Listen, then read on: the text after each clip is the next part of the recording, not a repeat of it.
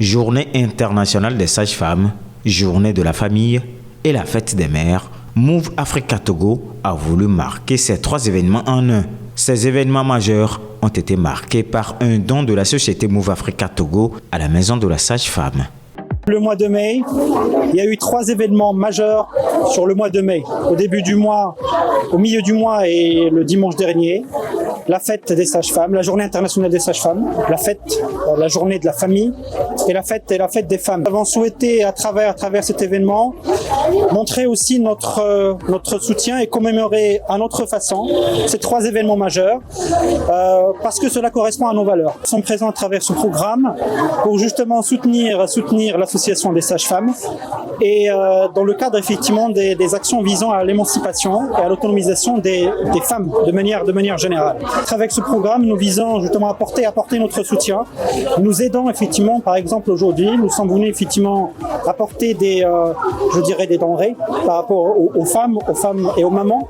Pour l'association des sages-femmes du Togo à Safeto, cette considération de la femme s'inscrit dans le cadre des célébrations des 3 journées internationales. 5 mai pour la journée de la sage-femme, 15 mai pour la journée internationale de la famille et le 26 mai pour la fête des mères. Africa, en partenariat avec l'association des sages-femmes du Togo à Safeto, on voulait célébrer les mères en offrant des kits aux mamans et aux bébés.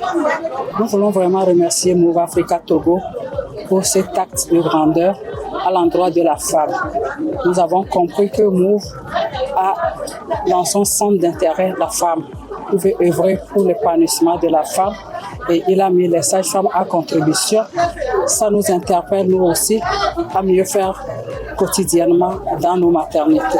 Move Africa Togo estime qu'on ne peut pas honorer les femmes sans celles qui ont à charge ces femmes. La maison de la sage-femme est au service de la santé des mères et des enfants depuis des années.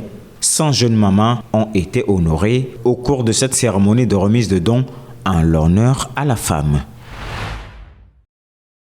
Les Togolais ont élu le 29 avril dernier pour la première fois leurs conseillers régionaux. Ils sont au total 179 conseillers régionaux élus qui, avec les conseillers municipaux, éliront dans les prochains mois les sénateurs. L'organisation de ces élections vient de parachever le processus de décentralisation entrepris il y a quelques années. En vue de préparer la prise de fonction des conseillers régionaux, le ministre de l'administration territoriale, Odabalo Awate, a organisé une réunion en fin de semaine dernière avec des préfets et d'autres cadres pour accélérer les préparatifs.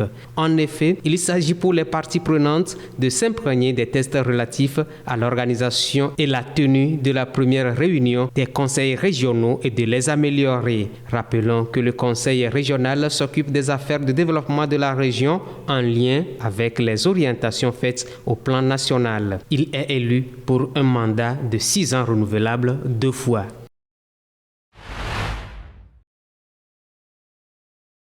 Les populations, surtout celles qui résident dans les zones vulnérables, ont raison de s'inquiéter pour les jours à venir, mais elles doivent prendre des dispositions pour se mettre à l'abri des dégâts ou quitter leur lieu d'habitation, du moins durant cette période de pluie. Tels ont été les propos du directeur général de l'Agence nationale de la météorologie du Togo, Anamet.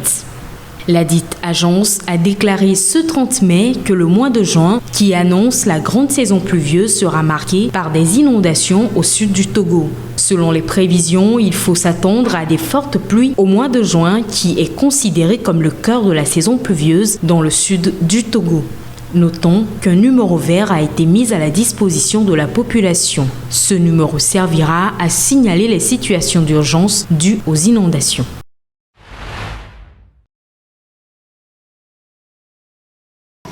Les discussions entre le Bénin et le Niger sont au point mort, les deux pays se rejetant la faute. Le président Talon impose l'ouverture des frontières terrestres avant tout redémarrage du transit du pétrole nigérien à partir du port de Semepoji. De son côté, Niamey brandit des raisons sécuritaires pour les maintenir fermés. Devant cette impasse, Cotonou a envoyé un émissaire à Niamey qui s'est vu signifier une fin de non-recevoir. Interrogé, le Premier ministre nigérien critique la démarche béninoise dont la police a été chargée, dit-il, de chasser ses représentants du port de Semepoji. Une réunion de médiation s'est tenue à Niamey la semaine dernière à l'initiative de la société chinoise WAPCO, mais aucun terrain d'entente ne semble pour l'instant avoir été trouvé. En novembre 2023, le Niger a inauguré un oléoduc géant qui doit permettre d'acheminer jusqu'au Bénin le pétrole brut extrait du gisement d'Agadem dans le sud-est.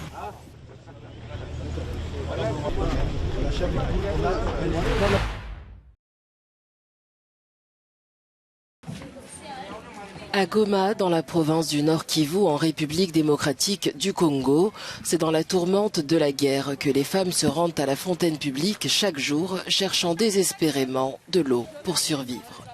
Bidon vide à la main, elles endurent de longues attentes, la localité manque d'eau. Nous nous demandons si la société de distribution de l'eau attend la formation d'un nouveau gouvernement pour nous en fournir. Le soleil tape, le nombre de personnes déplacées ne cesse d'augmenter et il n'y a pas d'eau. Nous arrivons ici à 23 h et nous repartons à 10 h du matin. Nous ne savons plus quoi faire. Alors que la pénurie d'eau aggrave les conditions de vie de milliers de personnes, les habitants comme Barati Kanad se mobilisent pour pallier le manque en fournissant de l'eau aux familles des quartiers. Je suis vendeur d'eau sur l'axe Lusangi-Himbi. Je suis venu puiser de l'eau, car l'eau ne coule plus dans nos robinets. Alors nous nous organisons pour aider les familles. Nous leur apportons de l'eau et elles nous donnent un peu d'argent. Dans ce contexte préoccupant, les autorités prennent des mesures pour remédier aux problèmes, comme l'explique cet employé de Régie des eaux, la société chargée de la distribution d'eau potable à l'échelle nationale. Vu le développement de la ville et vu aussi l'encombrement de la population qui viennent de partout pour fuir, n'est-ce pas, la guerre et qu'on sort. Maintenant, Goma a besoin de la quantité suffisante d'eau pour pallier à ces problèmes.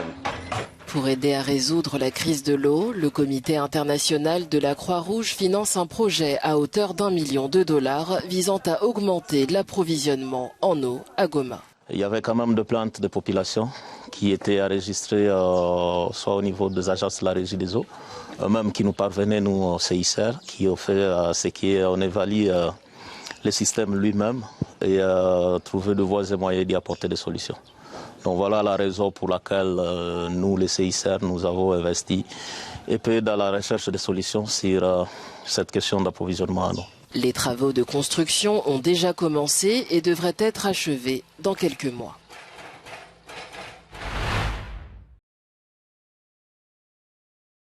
Détendu, presque jovial, Cyril Ramaphosa prend finalement la parole à l'issue de ces élections générales qui ont pour la première fois de l'histoire démocratique de l'Afrique du Sud mis fin à l'hégémonie de son parti, l'ANC. Le président sud-africain salue la qualité du scrutin et en appelle à toutes les forces politiques du pays. Nous avons entendu les voix de notre peuple et nous devons respecter ses choix et ses souhaits. Ce que cette élection a fait ressortir, c'est que le peuple sud-africain attend de ses dirigeants qu'ils travaillent ensemble pour répondre à ses besoins. Ils attendent des partis pour lesquels ils ont voté qu'ils trouvent un terrain d'entente, qu'ils surmontent leurs différences, qu'ils agissent et qu'ils travaillent ensemble pour le bien de tous.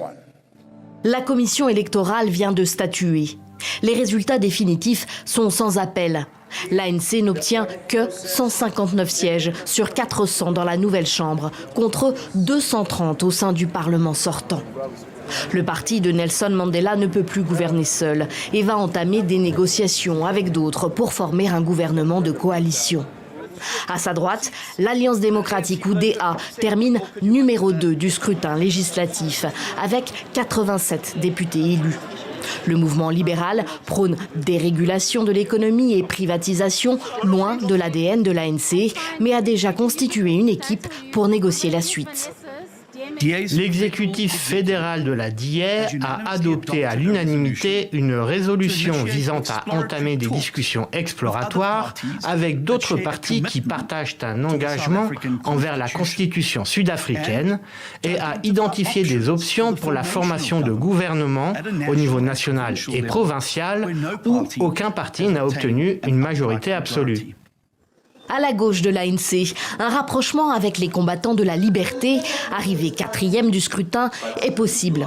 Leur dirigeant, Julius Malema, a déclaré dès samedi qu'il voulait travailler avec l'ANC, dont il a été exclu en 2012. Mais il poussera vers des réformes radicales telles que la redistribution sans compensation des terres aux Noirs et la nationalisation de secteurs économiques clés. Difficile cependant d'imaginer qu'un accord sera possible avec le MK de l'ex-président Jacob Zuma, lui aussi ancienne figure de l'ANC. Son parti, né il y a 5 mois, devient la 3e force du pays, avec 49 parlementaires élus. Mais Jacob Zuma a fait savoir qu'il ne discutera pas avec l'ANC si Cyril Ramaphosa reste à sa tête. Une exigence qu'a d'ores et déjà balayée la direction de l'ANC. Il n'a pas obtenu la majorité des voix, mais beaucoup le considèrent comme le grand gagnant des élections générales. Le MK, petit parti populiste dirigé par Jacob Zuma, est arrivé en 3e position et rebat les cartes du jeu politique sud-africain. Voir notre parti âgé de quelques mois à peine perturber autant les politiques établies est tout simplement remarquable. Ça choque tout le monde. Au début, les gens pensaient que nous étions une blague, mais qui rit maintenant? C'est nous. Fondé en décembre 2023 par des nationalistes zoulous, le MK gagne rapidement en popularité grâce à la candidature de Jacob Zuma, tout juste débarqué du Congrès national africain sur fond de scandales de corruption. Malgré une exclusion des élections par la Cour constitutionnelle quelques jours avant le scrutin, l'ancien dirigeant s'est assuré les votes des populations les plus démunies et du KwaZulu-Natal, 2e province la plus peuplée du pays, des électeurs jusque-là fidèles au parti au pouvoir. Nous avons besoin de changement. Et ici, au KwaZulu-Natal, nous avons décidé d'amorcer ce changement en prenant une nouvelle direction. Espérons que cette nouvelle direction apporte le renouveau qu'on espère. Mais alors que la commission électorale annonce la fin du décompte des voix, les tensions sont palpables. Le MK accuse le Congrès national africain de détourner les ressources de l'État pour se maintenir au pouvoir contre la volonté du peuple et réclame un recomptage. Nous avons besoin de temps. Personne ne doit déclarer les résultats ce soir. Si cela se produit, ce serait une provocation parce que nous savons de quoi nous parlons. J'espère que les responsables nous entendent. Ne provoquez pas de problème quand il n'y en a pas. Même si Jacob Zuma ne devient pas député, le parti MK pourrait jouer un rôle crucial au sein de la nouvelle Assemblée et notamment lors de l'élection du président. Celle-ci devrait avoir lieu dans les prochaines semaines.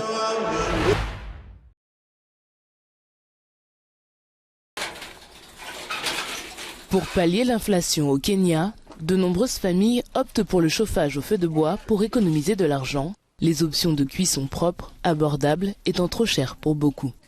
Or, ce système de chauffe est à l'origine de maladies respiratoires qui affectent la santé de millions de personnes dans le pays. J'ai utilisé du bois de chauffage toute ma vie. Et je me lève tous les matins pour aller en chercher. Cependant, la fumée du bois de chauffage me fait tousser pendant de longues périodes et me gêne pour respirer. Le gaz GPL est très cher et je ne peux pas me l'offrir. Selon une étude récente publiée par les autorités gouvernementales cette année, les maladies respiratoires sont les plus répandues au Kenya depuis 6 ans, avec 19,6 millions de cas signalés. La cuisson à l'aide de biomasse comme le bois de chauffage étant une grande partie du problème. Il ne s'agit pas seulement du monoxyde de carbone, mais l'un des plus gros problèmes est celui des particules. Les particules sont celles que nous appelons généralement PM2,5 et qui sont associées à la pneumonie, à l'asthme, etc.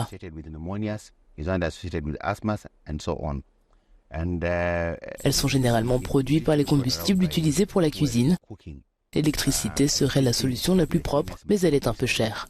Les données du ministère kényan de la Santé montrent que les maladies pulmonaires obstructives chroniques sont responsables de 1,7% des décès dans le pays. Les maladies respiratoires sont diagnostiquées plus tardivement chez les personnes vivant dans des zones rurales à faible revenu que chez les personnes de classe moyenne vivant dans des zones urbaines. En utilisant ces réchauds, je peux utiliser un sac de charbon de bois pendant 2 mois, ce qui n'était pas le cas avant. Je peux ainsi économiser 4500 shillings d'argent supplémentaire. De plus, en ce qui concerne ma santé, je ne vais plus aussi souvent à l'hôpital qu'avant et je peux rester au travail tout au long de la journée, ce qui veut dire plus de bénéfices. L'étude économique de 2024 indique que les ménages kényans utilisent 93,8% de l'énergie totale, principalement sous forme de bois de chauffage. Au total, 9,1 millions de ménages dépendent des combustibles traditionnels pour la cuisine.